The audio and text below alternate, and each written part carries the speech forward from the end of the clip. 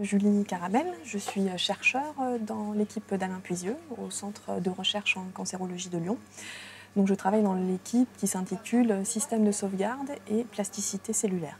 C'est une équipe qui s'intéresse au processus de transition épithélio-mésenchymateuse ou TEM.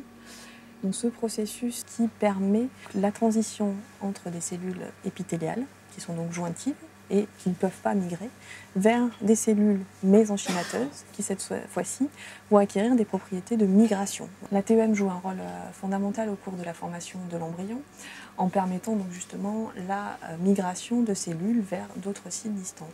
Et donc cette transition permet notamment la formation des différents tissus qui constituent les différents organes, puisqu'on a effectivement donc des tissus qui vont être différenciés, composés de différents types cellulaires.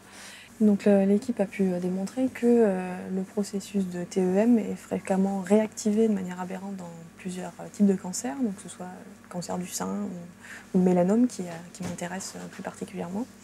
Et donc en fait, premièrement, il a été montré que ce processus de TEM jouait un rôle dans la métastase, donc dans la dissémination des cellules, qui implique un processus de migration cellulaire.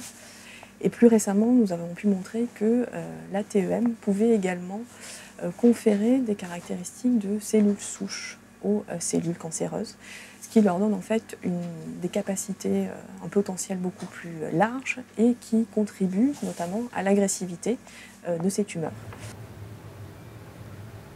Donc, les cellules souches cancéreuses présentent deux caractéristiques principales.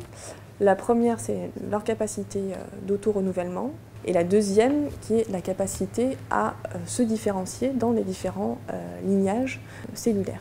Ce qui veut dire qu'une cellule souche cancéreuse est capable d'entretenir la tumeur en, d'une part, régénérant un pool de cellules souches cancéreuses et d'autre part, en entraînant la croissance du reste de la tumeur, qui va donc se différencier dans les différents types cellulaires contenus par la tumeur. Et donc la TEM, en permettant donc de stimuler sans doute les processus d'auto-renouvellement, donc via l'activation de facteurs importants pour le maintien des cellules souches, serait donc capable de stimuler le pool de cellules souches cancéreuses, ce qui pourrait donc participer à l'entretien et à la croissance tumorale.